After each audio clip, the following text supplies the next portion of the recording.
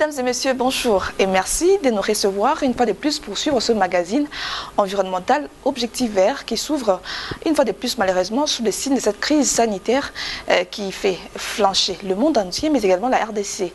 Ce magazine est consacré aujourd'hui sur la question de l'exploitation minière et ses impacts environnementaux dans la province du Lualaba, précisément à Kolwezi. Pour comprendre ou connaître les détails de cette émission, je vous invite à découvrir les grandes lignes, c'est les sommaires.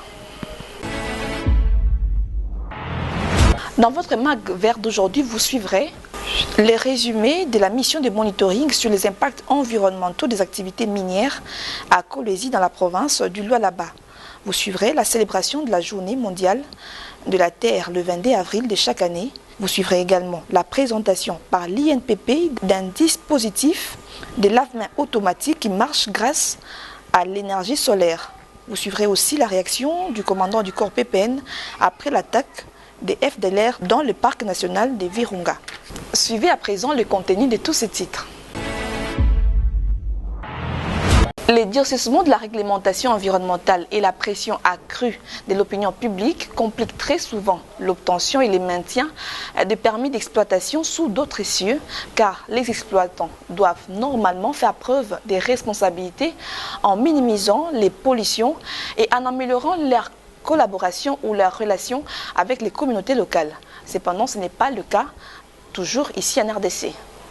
Les opérations minières génèrent des déchets qui peuvent être nocifs pour l'environnement s'ils sont éliminés sans avoir subi les traitements adéquats.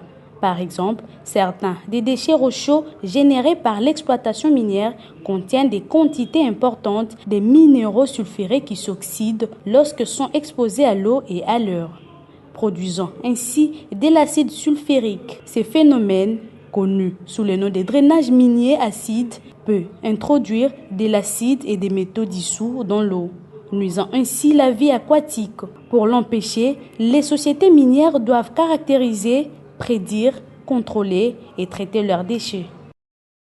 Et après avoir enregistré plusieurs plaintes dans ce sens, les chercheurs du Centre congolais du droit de développement durable, CODED, en collaboration avec l'Initiative pour la bonne gouvernance et les droits humains, ont effectué un monitoring sur l'exploitation des ressources naturelles minières, en particulier à Kolwezi dans la province du Lualaba. À la suite de cette enquête menée dans la province du Lualaba à Kolwezi, les ONG CODED et IBGDH ont rendu public un communiqué que je vous propose de suivre. Dans les présents communiqués, ils dénoncent la dégradation meurtrière des rivières dans l'interland de la ville de Kolwezi et la flagrante violation du droit des communautés à un environnement sain. Par ces communiqués, ces structures tiennent à rappeler les rôles et la responsabilité de l'Agence congolaise de l'environnement ainsi que la direction de la protection de l'élaboration de l'EIE et la PGEP, rendu pourtant obligatoire au regard du nouveau code minier et de l'article 451 du règlement minier. À travers ces communiqués, CODED et IBGDH tiennent également à dénoncer devant l'opinion tant nationale qu'internationale les agissements inacceptables de la société chinoise Comus CA, Sicomine CA et des compagnies KCC filiales du Suisse Glencore et Kamoa Copper dans la province du Lualaba qui violent en toute impunité les droits des communautés locales. En effet, un constat amer ressort de cette mission faisant état des conséquences environnementales néfastes de cette exploitation minière. Un document a été réalisé par ces deux structures de la société civile, CODED et IBGDH, dans lequel est démontré que les rivières et les sols sont pollués et dégradés à cause justement de ces activités d'exploitation pétrolière dans cette partie de la RDC, aux grandes dames des générations actuelles, mais également futures. Dotée d'immenses ressources naturelles, la République démocratique du Congo est qualifiée de coffre-fort minier du monde. Son sol et sous-sol regorgent non seulement du cuivre, du cobalt, du zinc, de l'étain, de la cassitérite, du colombo-tantalite coltan, du diamant ou de l'or, mais aussi des ressources forestières, hydriques et halieutiques. Mais l'exploitation de ces ressources est en déphasage des principes directeurs portant protection de l'environnement et foule aux pieds les intérêts des communautés locales. Le constat général qui est fait sur les respects de l'environnement dans les zones d'exploitation est tout simplement déplorable. Et ce constat est caractérisé par plusieurs faits qui ont été à maintes fois dénoncés par de nombreux rapports des ONG qui travaillent dans les secteurs. L'environnement dans les zones d'exploitation est très dégradé. Et cette dégradation est caractérisée par des pollutions de divers ordres. Vous avez la pollution de l'air, vous avez la pollution des eaux.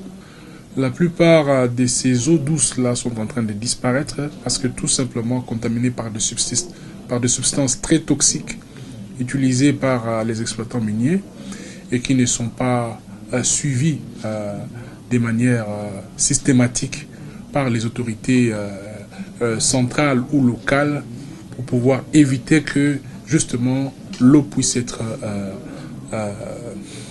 contaminée. Cette contamination va aussi jusque dans les terres arables. Donc il y a une dégradation générale qui touche pratiquement tous les aspects de la vie et qui font que la vie devient invivable dans les zones minières.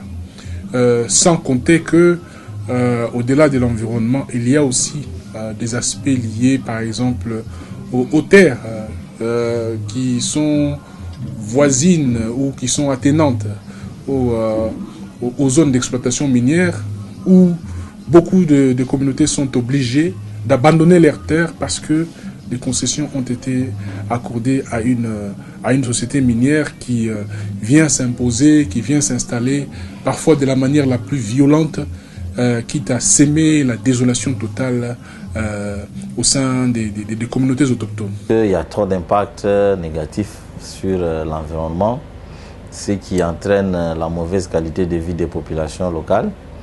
Et les impacts, c'est principalement sur les rivières, sur les sols et sur l'air, parce que à l'absence des études approfondies, mais il est vrai que au sein des communautés, il y a trop de plaintes sur notamment l'air respiré, parce que les gens vivent à côté des usines, à côté des entités de traitement dont les fumées se répandent à travers l'air.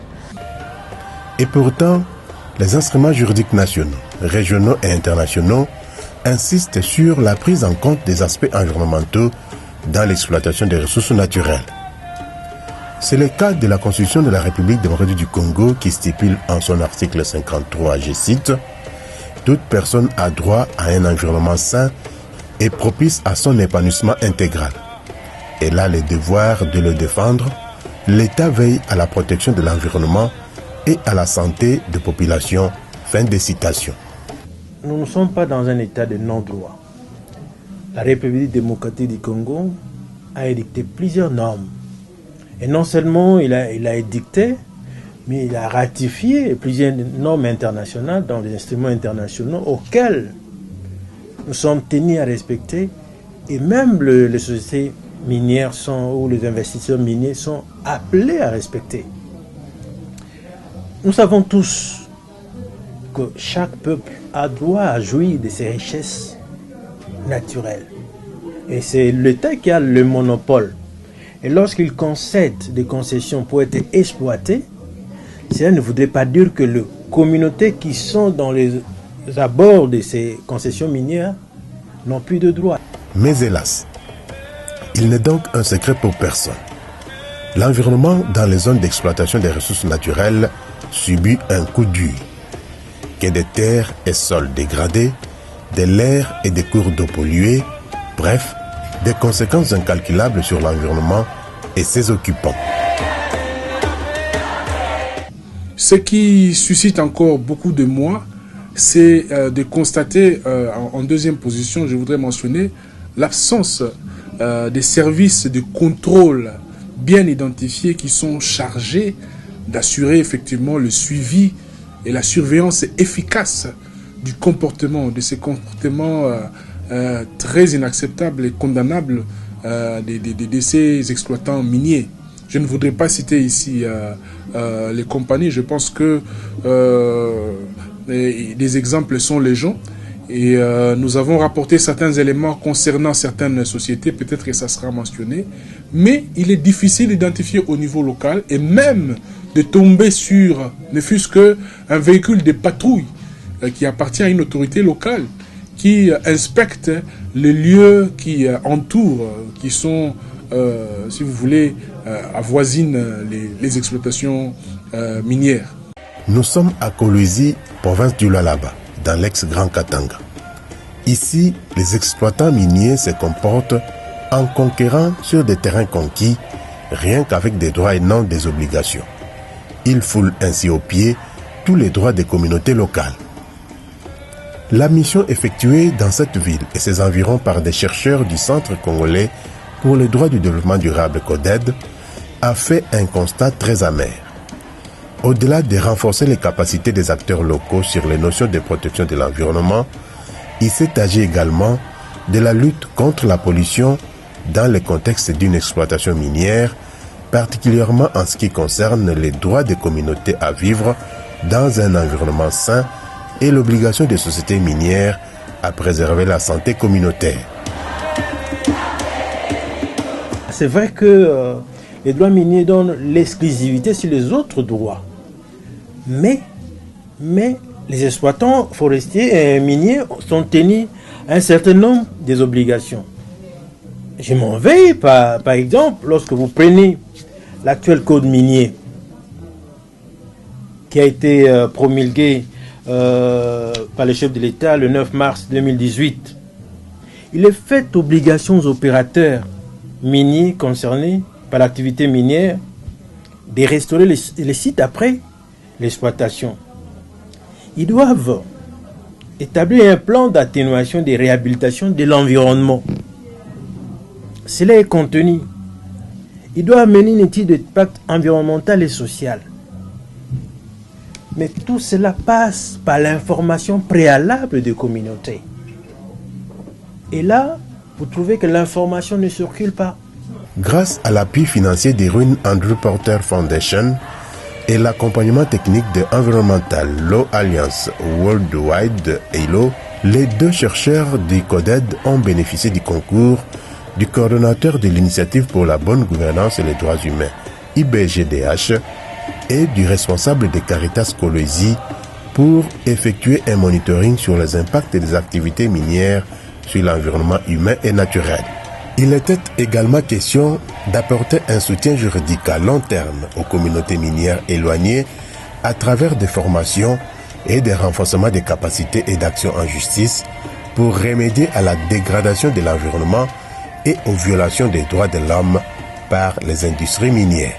Nous, au sein du Centre congolais pour le développement durable, à travers notre cellule juridique pour les causes d'intérêt public, nous sommes en train de travailler et de récolter de plus en plus de cas.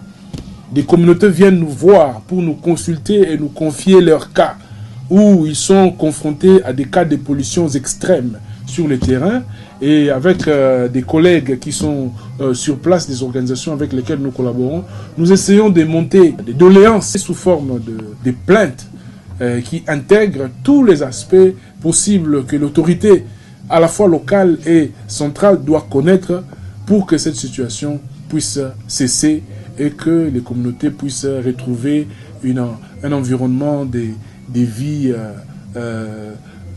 dépollué, un environnement débarrassé de toutes ces substances toxiques qui nuisent à leur santé aujourd'hui. 3 sites pilotes retenus en rapport avec les activités de sociétés minières, les villages affectés par les activités minières de la société Comus SA, polluant ainsi la rivière Kaïté qui desservent les villages Tambomunana, Tchaboula, Pierre Mouteba et Kapepa. Puis les villages affectés par les activités de la société Sikomine, contaminant l'eau et détruisant des cultures à Moutaka, Yenge et Noa, où se trouvent les rivières Kubulungu et Kalemba. Enfin, les villages Israël affectés par les activités de la société Kamoa Cooper SA, filiale d'Ivanoé. Dans tous ces villages, le constat est amer et les impacts des activités minières sur les communautés sont sans précédent. Au village Tambomunana par exemple, la société Comus SA a entassé des remblais au bord de la route, bloquant ainsi les canalisations d'eau avec comme conséquence des inondations des parcelles lors des pluies et la création des têtes d'érosion. Ces blocus submergent également les troncs des eucalyptus qui servaient de brise-vent. On peut également remarquer les fissures sur les murs des maisons d'habitation et toutes les démarches menées par les communautés locales se sont avérées vaines et sans succès.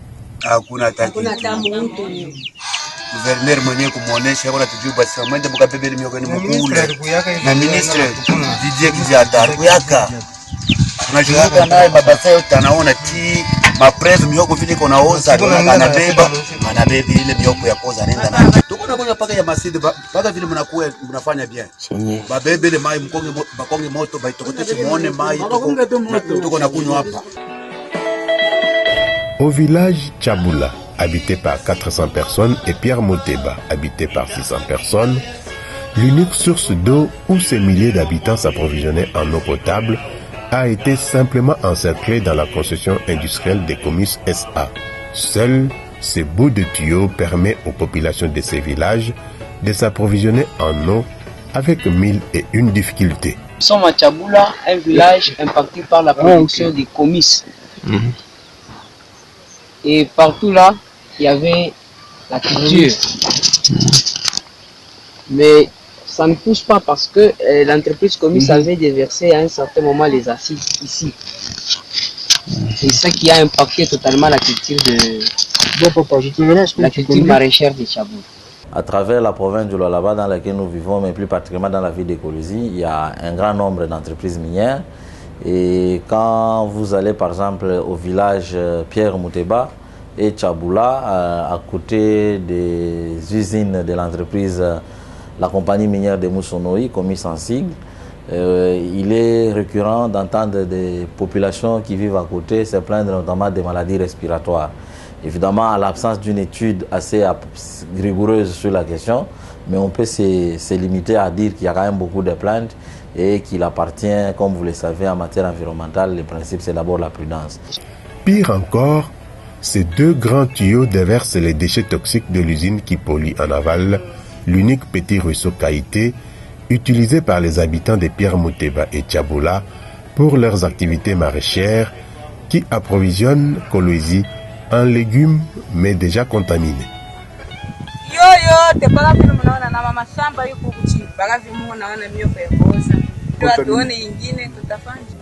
Lorsque vous arrivez par exemple dans le village de Pierre Moteba, ils ont droit à l'accès à l'eau potable. Ils avaient une source d'eau qualité. Mais la compagnie qui est arrivée là-bas, il a encerclé cette source d'eau pour ne faire sortir qu'un petit tuyau, comme si on allait abreuver de bétail. Et c'est un village constitué de plus de 6000 âmes. Et ces personnes-là, avec l'autre village, Tchaboula, viennent chercher de l'eau. Non seulement ça, il y a de puits où ils font rejeter des déchets toxiques qui polluent non seulement les ruisseaux, mais aussi les champs maraîchers du village. Et là, ça viole le code de l'eau promulgué par notre pays. Et cela ouvre le droit de revendication. Chaque peuple, chaque citoyen doit rester en justice pour sauvegarder son droit à un environnement sain. Pour parer à cette catastrophe écologique, femmes et enfants de ces deux villages parcourent plus de 2 km pour puiser de l'eau depuis ces petits tuyaux installés par Comus SA. Le sol et les puits d'eau artisanales de Tchaboula étant pollués, les plantes sont naines et les habitants se plaignent des chatouillements à l'issue de l'utilisation de cette eau. Pale nani komisa na kwa kuuza kula naanza kuyenga kule uko to tunaanza kulimaka bien tunaanza kuvunaka au kwake manani pala naenga ile izini yake Premiere ya kwanza sio banafanya kama ni essay, mlipita mai mwe hivi ilikuwa ya noir sana. Asa banafanya essay ya nini ya izini hapo. Pale wanapitisha vinapita, tunaangalia deja vyakula vinaanza fasa kufanya ukauka, tulibafataka.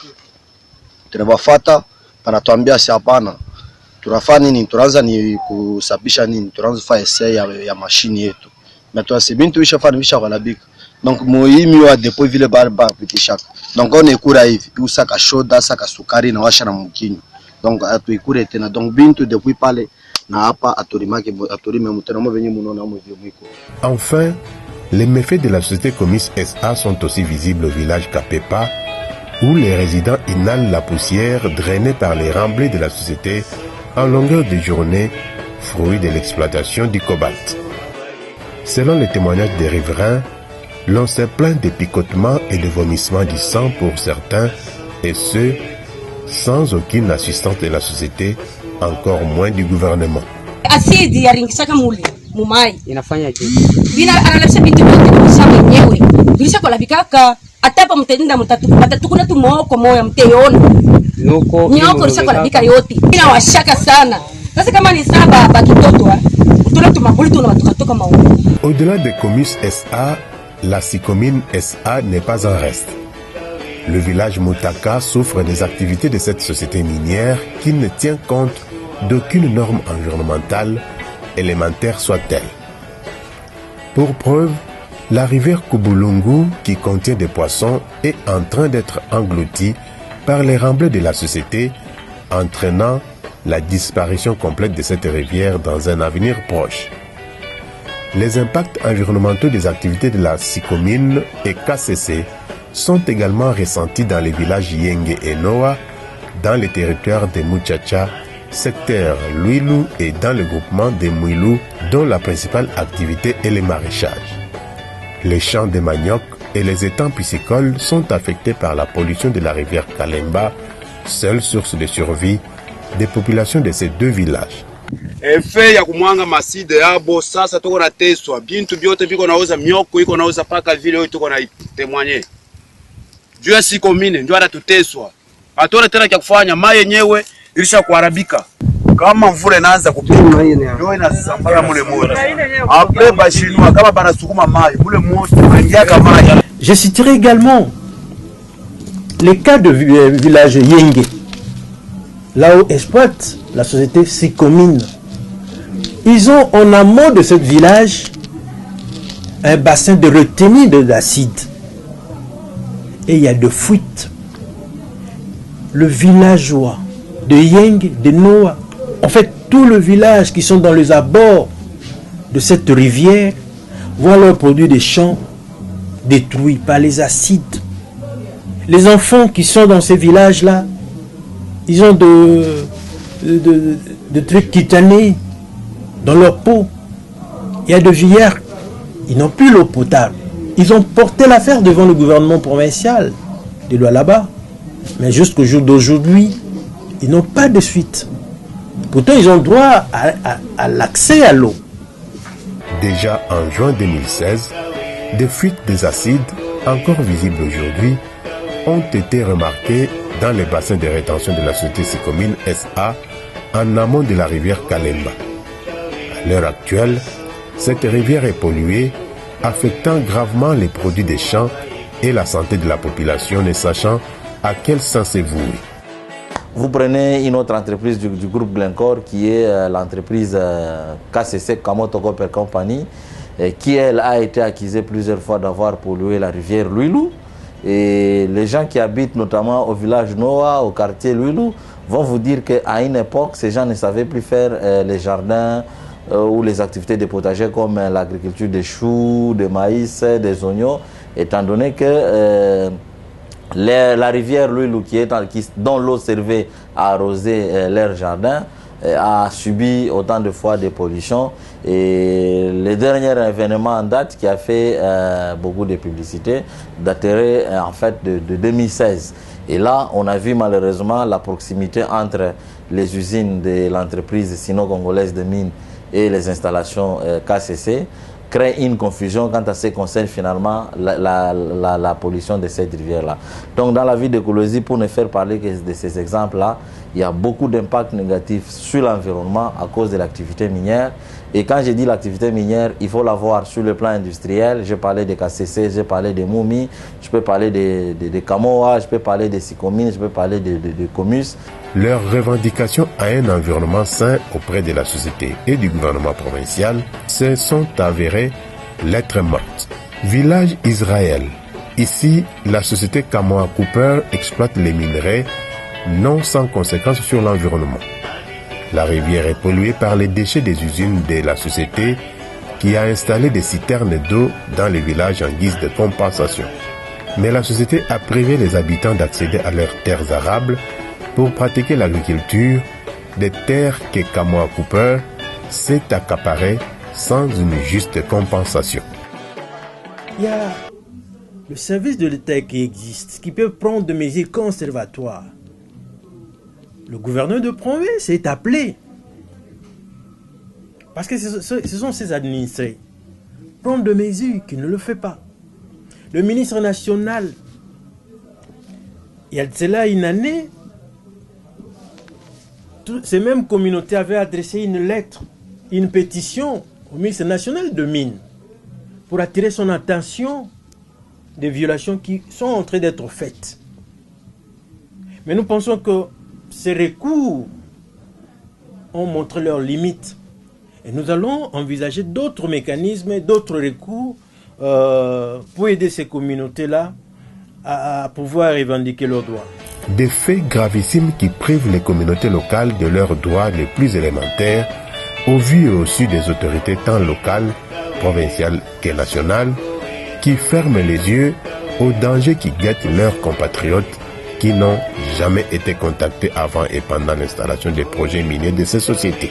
L'indifférence qu'affiche justement, je dirais l'autorité locale, mais aussi l'autorité centrale. Parce que si l'autorité locale est distraite, l'autorité centrale peut taper sur la tête pour dire, et même demander des rapports pour savoir qu'est-ce qui ne va pas sur le terrain.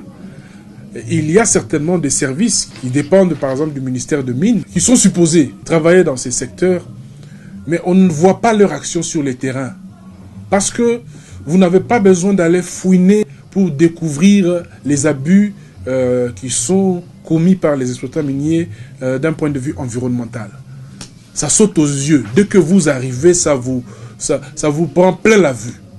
Que ce soit les rivières qui sont menacées par des remblais, des remblais qui font disparaître des rivières tout entières, que ce soit des substances toxiques qui viennent contaminer les eaux dont dépendent des milliers de gens, que ce soit les terres qui sont dégradées parce que contaminées par des substances, ça saute aux yeux, on n'a pas besoin de chercher. Et donc s'il y avait, un temps soit peu, un peu de contrôle, il n'y aurait pas cette indifférence que nous déplorons aujourd'hui.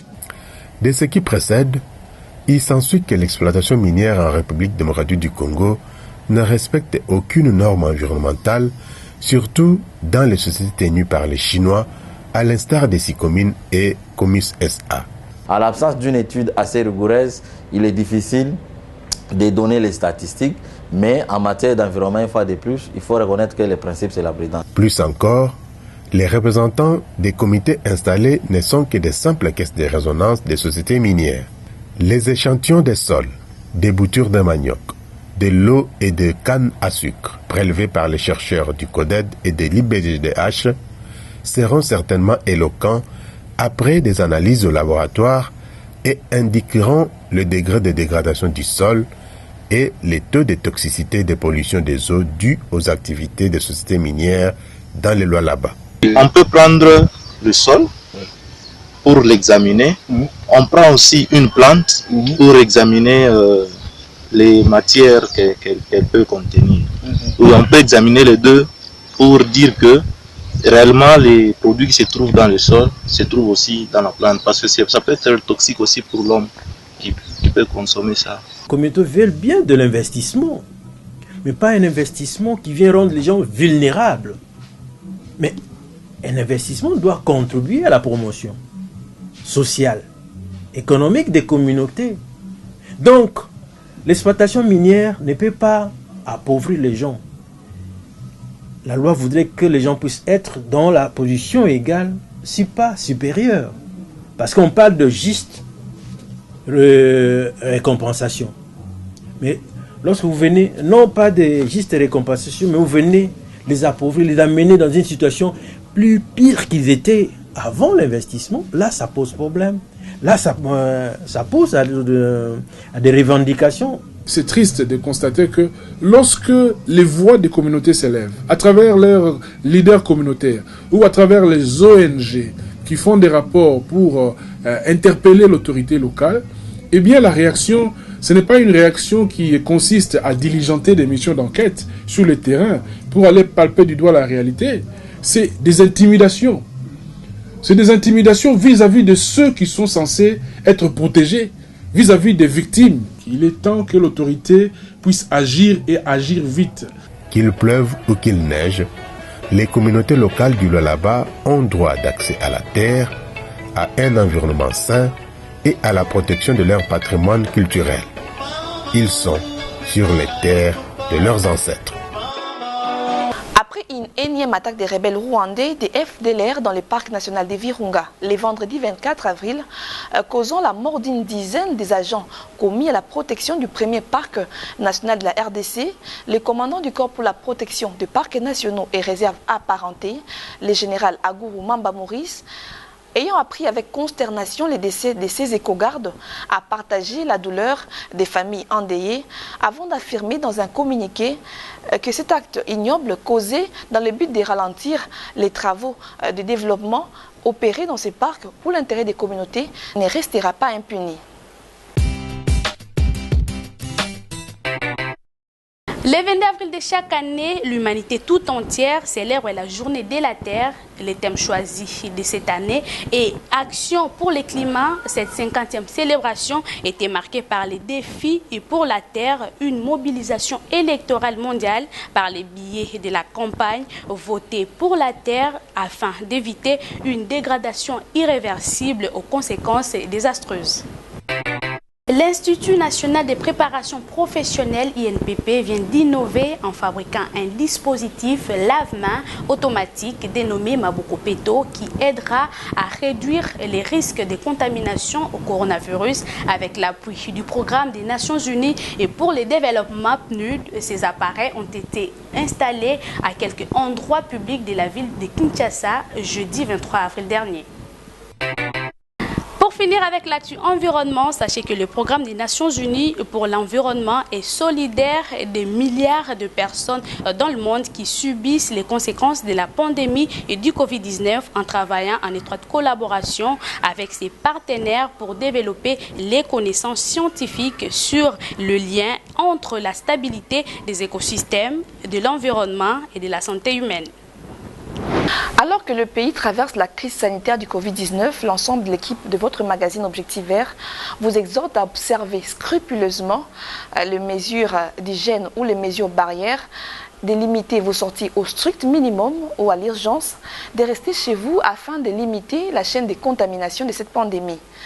C'est sur cette note sanitaire que se ferme ce numéro de votre magazine écologique. Merci pour votre attention soutenue à ce programme. Merci de prendre soin de vous, mais surtout de votre environnement. Au revoir et à très bientôt.